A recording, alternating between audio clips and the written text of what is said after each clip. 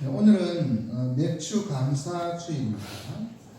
맥주 감사주의라고 하니까 믿지 않는 사람 가운데 그게 잘못 글자를 잘못해서 맥주 감사주의 이렇게 발음하는 사람도 있습니다.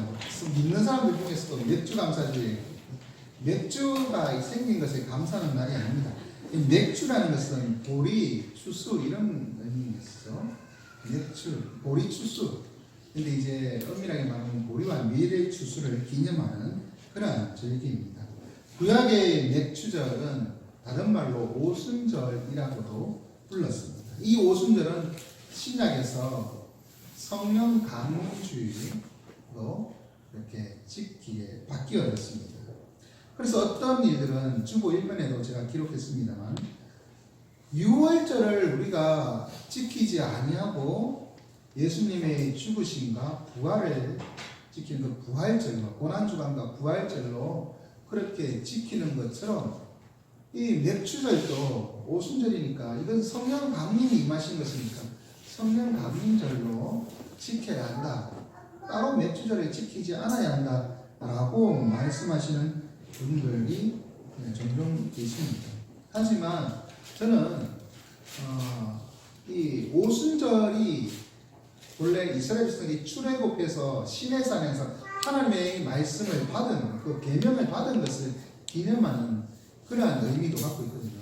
그 의미로서의 오순절은 하나님께서 이 보혜사 성령을 주신 것을 기념하는 성령 강림주일로 바뀌어졌다라는 것을 인정합니다만 감사한다는 것, 하나님께서 주신 것, 추수를 하게 하시고 그것에 대해서 감사하게 한다는 것은 계속해서 지킬 필요가 있다고 생각해 봅니다.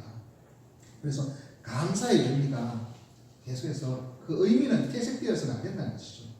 오늘 그래서 저는 이 한국교회가 대부분 이 7월 첫 주를 맥주 감사주일로 지키고 있습니다. 오늘 본문은 구약에서 맥주절에 대한 그러한 내용을 담고 있는 본문입니다. 이 맥주절의 의미를 다시 한번 되새겨보고 어떻게 지키는 것이 바르게 지키는 것인지 고민하면서 하나님 주신 은혜를 나누는 시간이 되기를 원합니다. 먼저 하나님은 이 말씀을 어디에서 주셨는지를 기억해야 합니다. 이 말씀은 지금 이스라엘 백성들이 시내산에 있을 때 주신 말씀입니다. 다시 말해서 출애굽해서 지금 광야에서 지금 38년 이상을 돌아다녀야 되는 그 전에 출애굽에서 1년이 조금 지난 그 시간에 이들이 받은 것이라는 것입니다. 그런 상황에서 그들은 가나안 땅에 들어가서 농사하고 뭐 이러한 것에 대해서 꿈도 꾸지 못하는 상황입니다. 물론 그들이 40년 동안 광야 생활할 줄은 몰랐지만 이때는 하지만 아직 땅이 없는 상황, 광야에 있는 그 상황. 그런데 하나님께서는 그들에게 가나안 땅에 들어가거든 그곳에서 농사를 짓게 되면 그러면 어떻게 살아야 한다라는 것을 가르쳐 주는 본문이 바로 이 본문입니다. 가나안 땅에 들어가면 추수하게 될 것인데 그 추수의 감사의 의미를 담아 하나님께 드려야 한다는 것이죠. 왜냐하면 가나안 땅은 하나님이 돌보시는 땅이라 말씀하고 있습니다. 연초부터 연말까지 여호와의 눈이 항상 함께 있어서 지켜주시는 그런 것입니다. 늦은 비와 이른 비를 적절하게 부어주시는 곳이 이 가나안 땅. 그래서 추수한다라는 것은 하나님께서 이 땅을 돌보셔서 근고하셔서 그 땅에 늦은 비와 이른 비를 적절히 내려주셔서 추수할 것을 얻었다라는 의미입니다. 그렇기 때문에 감사한 마음으로 하나님 앞에 나아가는 것입니다. 그러면 농부들만 그렇게 해야 되냐? 늦은 늦은비와 이른비는 농지에만 내린 게 아닙니다. 도시에도 내리고 어디든 다 내립니다.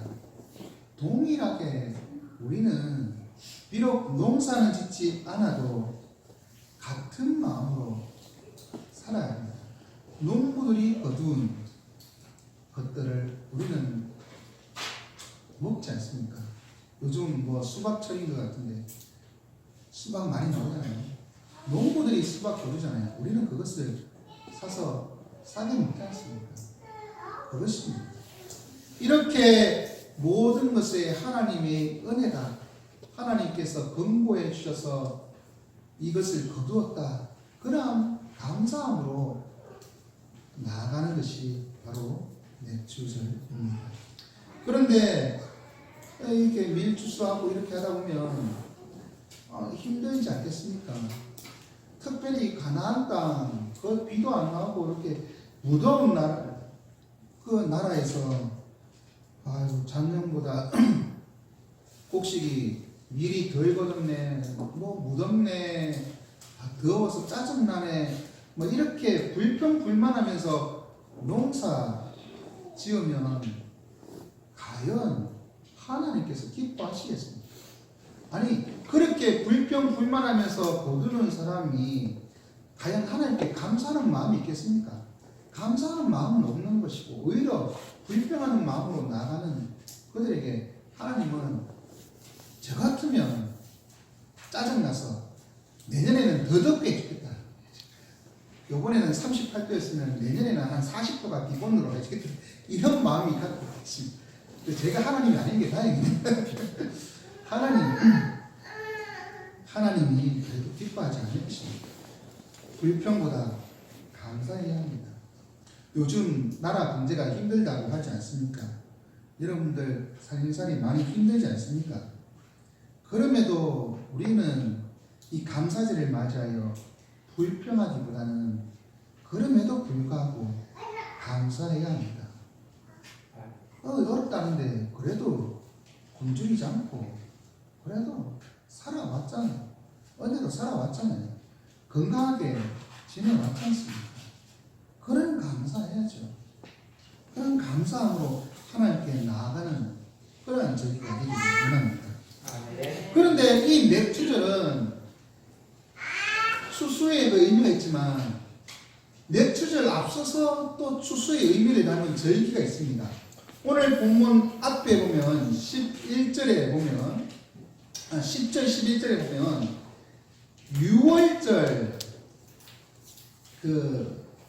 6월절 안식일 이튿날에 이제 초실절이라고 일반적으로 말하고 있는 절기가 있습니다. 그때 곡식을 거둘 때 곡식의 첫 이삭단을 제사장에게 가져가서 하나님께 드리는 것이죠.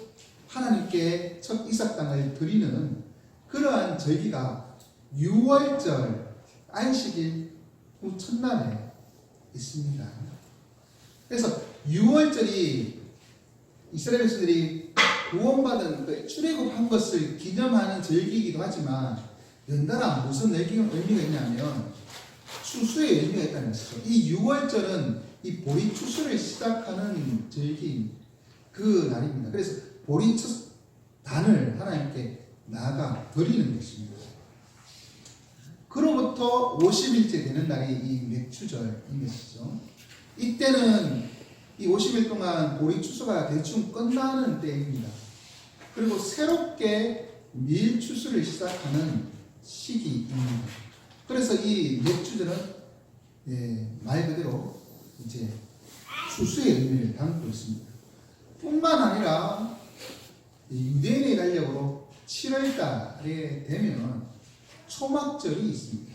이 초막절 또한 하나님께서 거두게 하신 것들, 추수하게 하신 것들, 온갖 곡식과 그 열매들, 과일들 이런 것들을 창고에 드리는 것이죠.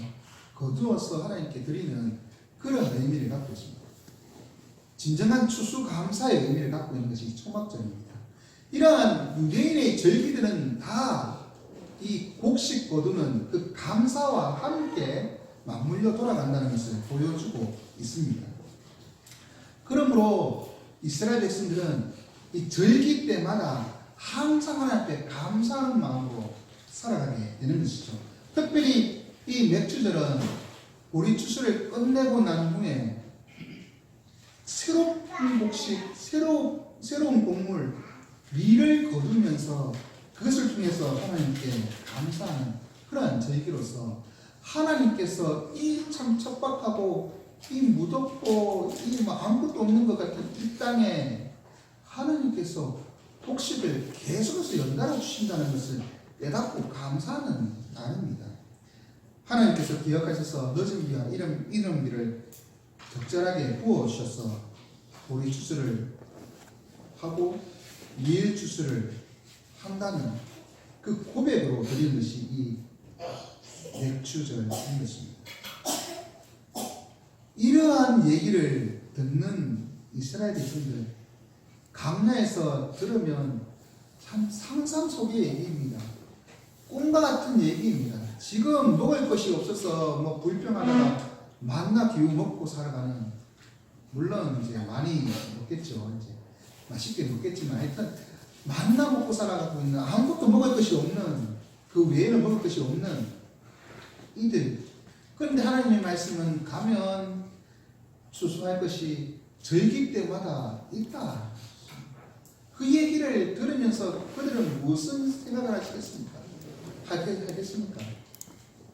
상상만 해도 기쁘죠. 상상만 해도 즐겁습니다. 그런 마음이 가진 이스라엘 백성들이 정작 가나안 땅에 들어가면 어떻게 될까요? 초반에는 감사한 마음이 생기죠. 그런데 그것이 1년이 지나고 2년이 지나고 3년이 지나고 지나다 보면 익숙한 일상입니다. 오늘 보리 수수가 하는데 물 추수하면 되지. 그렇게 하면은 감사한 마음이 없습니다. 일상적인 삶이 되면 감사함이 사라져갑니다.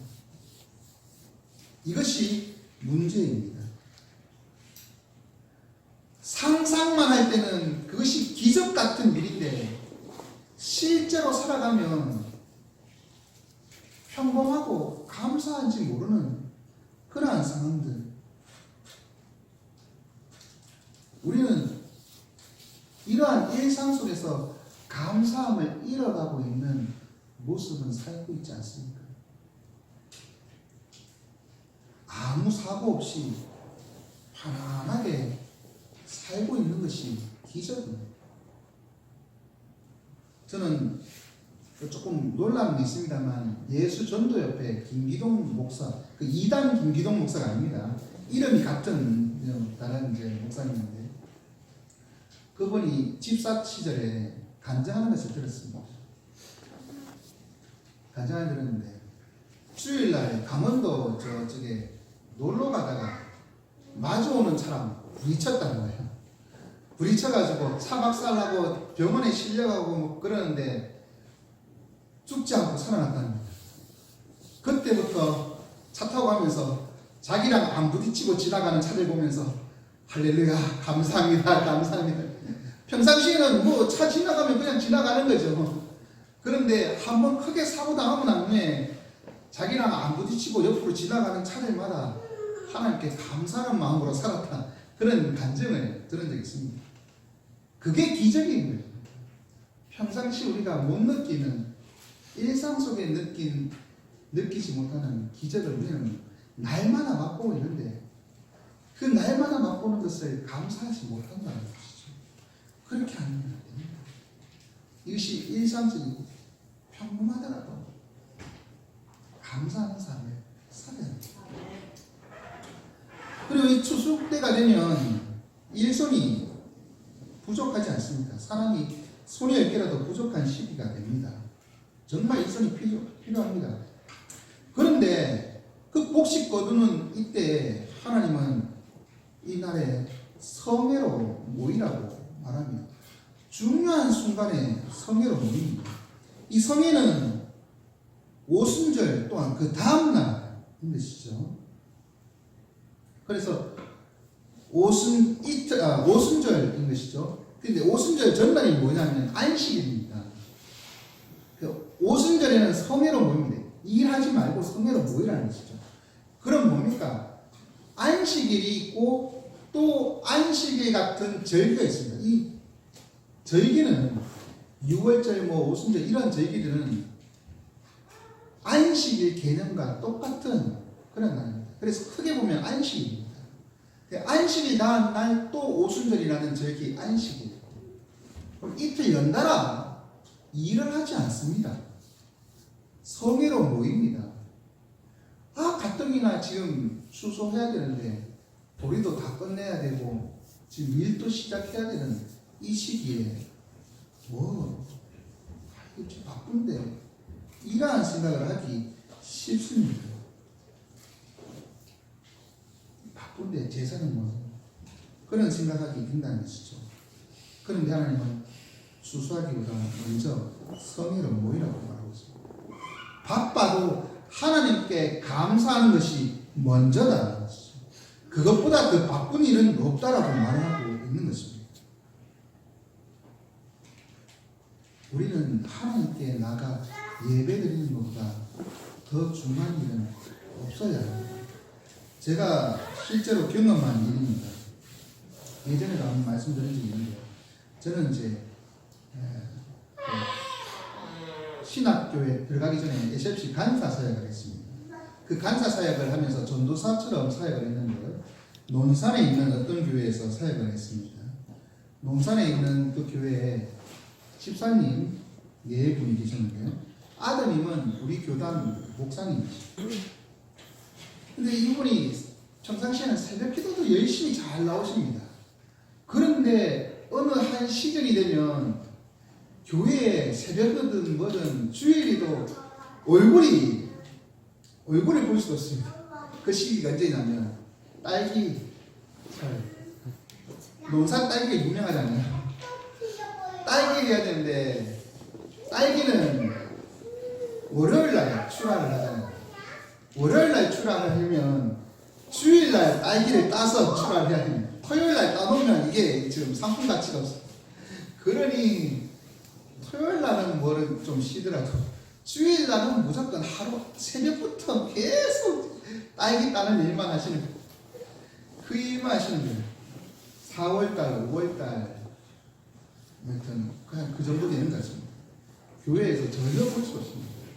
목사님이 가서 좀 얘기를 해도 아드님이 와서 얘기해도 생각이 전혀 바뀌지 않습니다.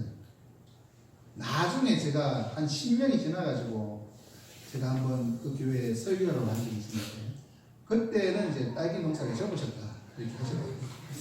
다행입니다만 딸기보다 예배드리는 것이 중요해요. 예배드리고 딸기 따셔도 됩니다. 조금 덜 따면 어떻습니까? 예배드리는 것을 중요하게 여겨야 됩니다. 그것보다 바쁘다는 핑계로 다른 것을 더 중요하게 생각하면 실패하는 삶입니다. 감사는 무슨 일이 있어도 하나님께 하나님께 감사하는 것이 먼저 되어야 됩니다. 2019년에 그 상반기를 하나님의 은혜로 보내신 지금까지 여러분은 하나님께 감사의 제목들이 많이 있습니까? 우리가 농사하지 않지만 다른 일들에 여러분들의 감사의 제목들이 넘쳐나기를 원합니다. 여러분이 흘린 땀방울에 하나님께서 충분히 보답해 주시고 은혜를 베풀어 주실 줄로 믿습니다. 비록 나의 노동의 대가보다 사례를 월급이나 이 받는 것이 적다 하더라도 거두는 것이 적다 하더라도 불평하지 마시고 감사하시기 바랍니다. 그래야면 하나님께서 다음에는 더 많이 감사의 제목들이 더 많아지도록 그렇게 복 주실 것입니다. 그러한 마음으로 하나님께 감사하는 여러분 되시기 바랍니다.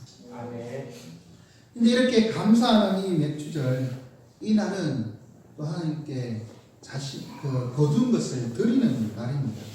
이 17절에 보면 16절 17절 끝에 보면 새 소제를 여호와께 드리고 또한 첫 노제를 여호와께 드리고 또 이렇게 드리는 얘기들이 계속해서 나옵니다.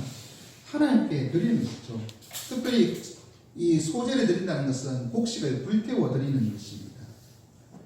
이러한 제사, 자신이 거둔 것의 그 첫 열매를 하나님께 드리는 이 기쁨, 이것을 누리는 날이 맥주절이라고 말씀하고 있는 것입니다. 그런데 이 소제로 드리는 것을 보면 10분의 2 에바, 17절에 보면 10분의 2 에바를 하나님께 드리라고 하겠습니다. 약 4.5리터 정도 되는 양입니다. 4.5리터의 그 밀이 어느 정도 양이 되는지 모르겠습니다. 제가 먹으면 한 3일치 될까요? 모르겠습니다. 제가 많이 먹기 때문에 한 이틀치나 하루치로 줄일 수 있겠습니다만 보통 사람 한 3, 4일 먹지 않겠습니까? 그 정도 되는 양입니다. 그 양을 하나님께 드린다는 것이죠. 그것은 무엇일까요? 하나님 앞에 이것을 드리면서 이 모든 것들이 하나님의 은혜고 하나님의 것이라는 것을 고백하는 것입니다. 그리고 이 곡식만 드리는 것이 아니라 18절에 보면 이 떡과 함께 1년 된 흠없는 어린 양 7마리, 어린 수소 1마리, 순양 2마리, 이렇게 동물들을 또한 희생제사로 드립니다. 물론 다른 그 절기에도 이런 동물들을 제물로 드립니다. 하지만 이 곡식과 동물을 드리는 것은 하나님께서 내게 주신 모든 것이 하나님의 것이 하나님의 은혜다라는 그 고백을 하는 것입니다. 특별히 이 추수의 이 절기에 맥주절에 곡식과 함께 동물 드리는 하나님의 은혜를 기억하는 것이죠. 그러한 감사가 있는, 그래서 하나님께 드리기를 기뻐하는 날, 그 날이 되어야 합니다. 근데 단순히 그러면 동물들 드리고 곡식 첫 단을 드리고 하면 되는가? 아니라 이 날은 하나님 앞에 자신의 삶과 시간을 드려야 합니다. 이 날에는 성회로 모이는 날입니다. 21절에 이 날에 너희는 너희 중에 성회를 공포하고 하나님 앞에 모이는 날입니다. 성회는 안식일입니다. 예배와 동일한 것이죠.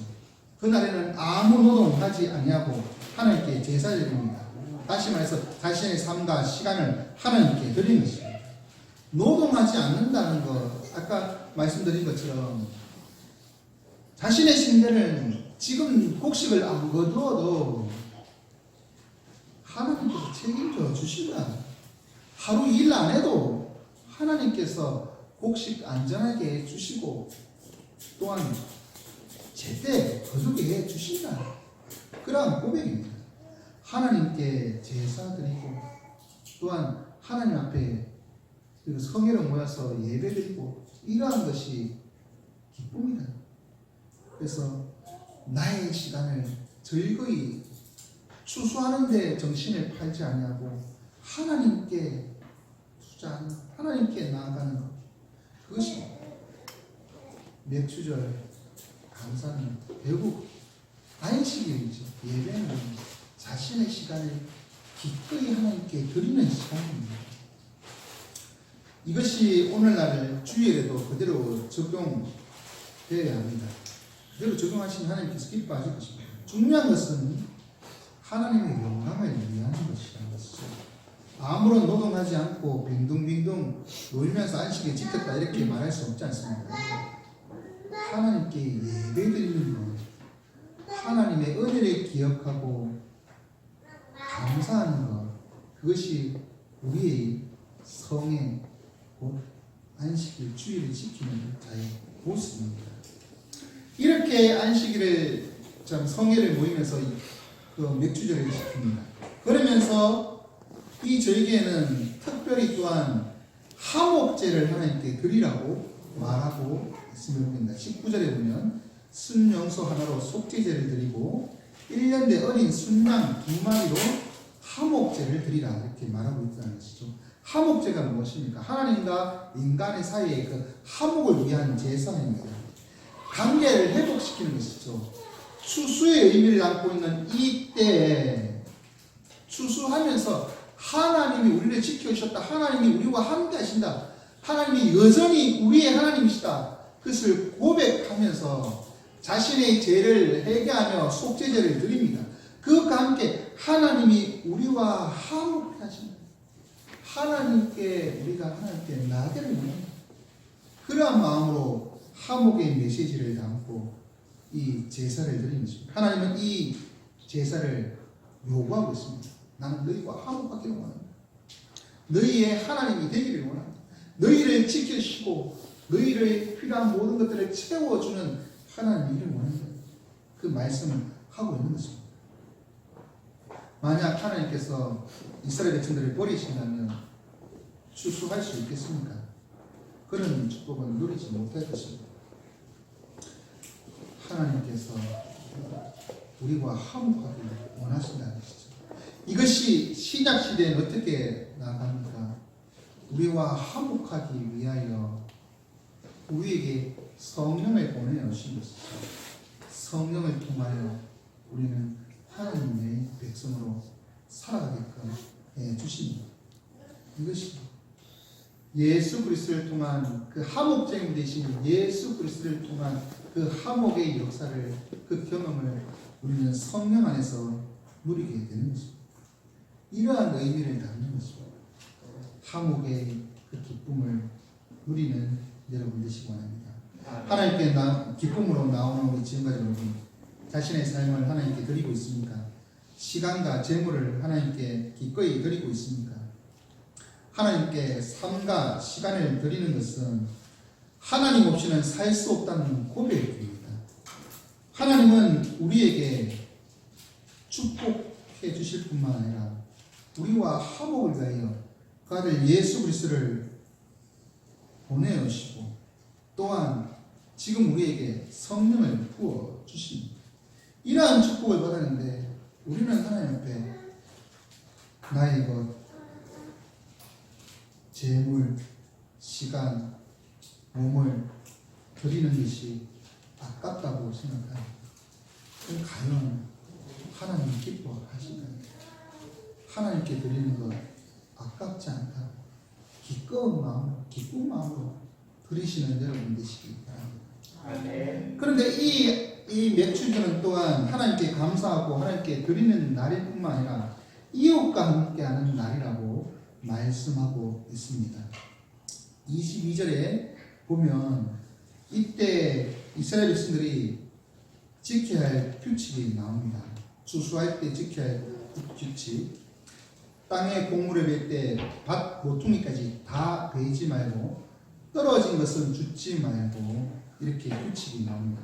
그 이유는 바로 가난한 자와 고립인, 다시 말해서 사회적 약자인 고아와 가부, 그리고 기업이 없는 가난한 자들이 이렇게 떨어진 것 또는 그 밭에 모퉁이 있는 그러한 곡식들, 이것을 통해서 살 수 있도록 사회적 약자를 위한 배려인 것입니다. 하나님은 부유하게 많은 곡식을 거둔 사람에게, 그들에게 하나님이 뿐만 아니라 아무것도 없는 가난한 자들의 하나님이시기도 합니다. 그들은 하나님의 도움 없이는 살 수 없는 자들입니다. 그런데 하나님께서 많이 가진 자들에게 이웃들과 함께 나눌 수 있도록 그렇게 규칙을 정해 놓고 계시다는 것입니다. 그래서 모든 백성들이 추수하는 자든 추수한 것을 떨어진 것을 줍는 자든 하나님의 은혜로 살 수 있게끔 해 주시는 것입니다. 모든 백성을 먹여 살리시는 하나님, 책임져 주시는 하나님을 기억하고 깨닫도록 하시기 위한 것입니다. 이를 통해서 하나님만 바라볼 수밖에 없는 가난한 사람들도 굶지 아니하고 은혜를 누리게 되는 것입니다. 이렇게 이웃을 생각하는 것은 경건한 삶입니다. 야고보는 하나님 아버지 앞에서 정결하고 더러움이 없는 경건은 곧 고아와 가부를 그 환난 중에 돌보고 또 자기를 지켜 세속에 물들지 아니하는 것이라 말하고 있습니다. 고아와 가부, 그들을 환난 중이라도 돌보는 것입니다. 내가 어렵고 힘들더라도 그렇게 해야 합니다. 혹시 올해 농사가 흉년이라고 싹 다 끄고 가면 어떻게 되겠습니까? 죽는 것도 다 주워가면 남의 삶은 굶어 죽습니다. 내가 부족하여도 거두는 것이 적다 하더라도 나가 힘들더라도 이웃을 생각하고 돌보자. 그런 마음, 그것이 경건이라는 것입니다. 맥주절은 바로 이러한 경건을 시행하는 날입니다. 자신의 삶에서 얼마나 하는 말씀대로 이웃을 위하여 살아가고 있는가, 하나님을 사랑하고 이웃을 사랑하는가, 그것을 깨닫는 절기가, 그렇게 해야 한다는 것을 확인하는 절기가 바로 이 맥주절인 것입니다. 그러면 도움이 필요한 사람은 누구일까요? 이웃은 누구일까요? 사람들은 누가 나를 도와줄까, 나의 이웃이, 나를 도와줄 이웃이 누구일까 관심을 가지지만, 우리는 우리가 도와줘야 할 이웃은 누구일까 관심을 가지 않는다. 그들이 설령 우리에게 보답할 수 없다 하더라도 우리는 기쁜 마음으로 그들을 위하여 손해를 보더라도 남겨두고, 그리고 그들이 살 수 있도록 도와줘야 합니다.